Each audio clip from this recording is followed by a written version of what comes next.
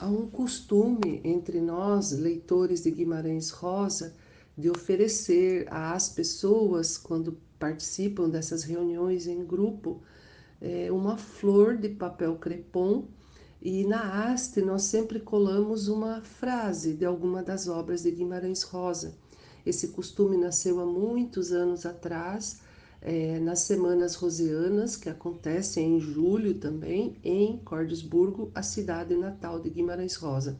Então, da mesma forma, aqui em Cuiabá, neste julho de 2024, nós também oferecemos flores às pessoas que estavam presentes para essa aula pública, e como sobraram flores, nós também entregamos às pessoas que passavam pela portaria. E foi muito bonito entregar flores, porque as pessoas recebiam com um sorriso e a gente plantava e levava algumas sementes de Guimarães Rosa com beleza para essas pessoas. É preciso dizer também que um grupo de São Paulo chamado Flores pela Democracia também tem esse costume de fazer flores de papel crepom e entregar para as pessoas quando se reúne com os seus coletivos para debater, para militar sobre política, né, para trabalhar sobre as questões públicas que são tão necessárias no nosso país. Sou a professora Euni Elisa Vilmes, do Instituto de Educação, aqui da Universidade Federal de Mato Grosso, em Cuiabá. No dia 27 de junho de 2024, em comemoração ao Rio Baldia, nós fizemos uma aula pública, era uma atividade do Sindicato dos Professores, a do FMAT, aqui de Cuiabá, e então foi feita uma aula pública e na portaria central da entrada da UFMT. Foi uma atividade que aconteceu por volta das 15 horas. Haveria em seguida uma outra atividade, eu fiz apenas a abertura e li trechos de Grande Sertão Veredas. Fiz uns recortes da parte do primeiro encontro. O trecho que eu li está nas páginas iniciais do livro Grande Sertão Veredas e relata aquilo que nós, leitores de Guimarães Rosa, chamamos de primeiro encontro, que é o momento em que Riobaldo, com cerca de 14 anos de idade, está no porto do Rio de Janeiro, um pequeno rio que vai dar no São Francisco, e ele está ali para pagar uma promessa. E então ele vê um menino encostado numa árvore e se dirige a esse menino. É um menino que tem mais ou menos a idade dele. Então eu li alguns trechos dessa parte. Como nós sabemos, o livro Grande Sertão Veredas, ele não tem capítulo, então cada edição ele vai estar numa página. O que eu vou ler é da versão digital e está entre as páginas 963 e 966. Foi um fato que se deu, um dia se abriu, o primeiro. Depois o Senhor verá por quê, me devolvendo minha razão. Se deu há tanto, faz tanto, imagine, eu devia estar com uns 14 anos, se foi no porto do Rio de Janeiro. Pois tinha sido que eu acabava de sarar de uma doença e minha mãe feito promessa para eu cumprir quando ficasse bom. Eu carecia de tirar esmola, até perfazer um tanto, metade para se pagar uma missa em alguma igreja e metade para se pôr dentro de uma cabaça bem tapada e breada, que se jogava no São Francisco a fim de ir, baía abaixo, até esbarrar no santuário do Santo Senhor Bom Jesus da Lapa, que na beira do rio tudo pode. Aí, pois, de repente vi um menino encostado numa árvore, pitando cigarro. Menino mocinho, pouco menos do que eu, ou devia de regular minha idade. Ali estava, com chapéu de couro, de sujigola abaixada, e se ria para mim. Não se mexeu. Antes fui eu que vim para perto dele.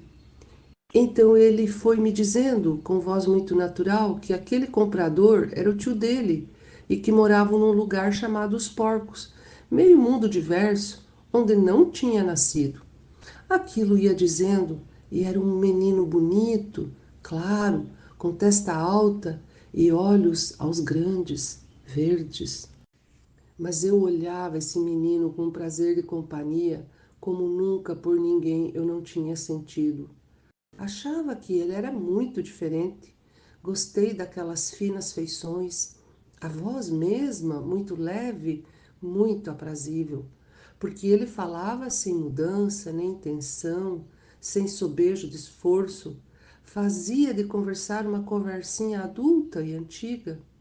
Fui recebendo em mim um desejo de que ele não fosse mais embora, mas ficasse sobre as horas, e assim como estava sendo, sem parolagem miúda, sem brincadeira, só meu companheiro, amigo, desconhecido. Escondido, enrolei minha sacola, aí tanto, mesmo em fé de promessa, tive vergonha de estar esmolando. Mas ele apreciava o trabalho dos homens, chamando para eles meu olhar com um jeito deciso. Senti, modo meu de menino, que ele também se simpatizava a já comigo. A ser que tinha dinheiro de seu, comprou um quarto de queijo e um pedaço de rapadura. Disse que ia passear em canoa. Não pediu licença ao tio dele. Me perguntou se eu vinha. E tudo fazia com um realce de simplicidade, tanto desmedindo pressa, que a gente só podia responder que sim. Ele me deu a mão para me ajudar a descer o barranco. As canoas eram algumas, elas todas compridas, como as de hoje, escavacadas, cada qual em tronco de pau de árvore. Uma estava ocupada, pipada, passando as sacas de arroz, e nós escolhemos a melhor das outras, quase sem água, nem lama nenhuma no fundo. Sentei lá dentro de pinto em ovo, e ele se sentou em minha frente. Estávamos virados um para o outro. Notei que a canoa se equilibrava mal, balançando no estado do rio. O menino tinha me dado a mão para descer o barranco. Era uma mão bonita, macia e quente. Agora eu estava vergonhoso, perturbado. O vacilo da canoa me dava um aumentante receio. Olhei aqueles esmerados, esmartes olhos, botados verdes, de folhudas pestanas, luziam um efeito de calma que até me repassasse.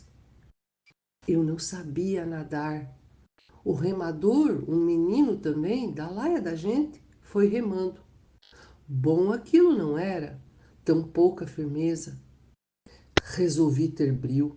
Só era bom por estar perto do menino. Nem em minha mãe eu não pensava. Eu estava indo a meu esmo.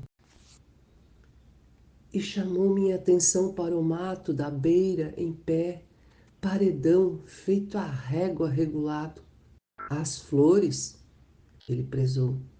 No alto eram muitas flores, subitamente vermelhas, de olho de boi e de outras trepadeiras, e as roxas de mucunã, que é um feijão bravo, porque se estava no mês de maio, digo, tempo de comprar arroz, quem não pôde plantar.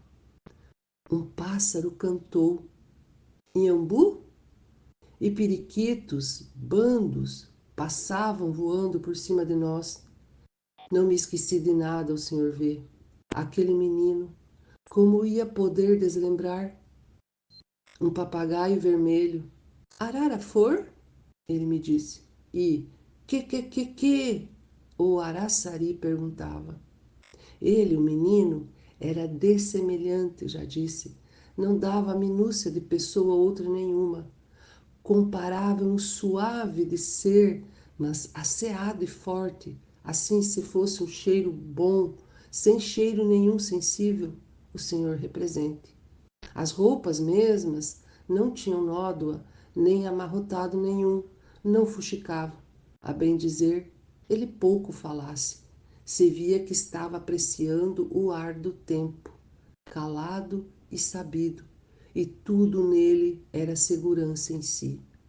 Eu queria que ele gostasse de mim.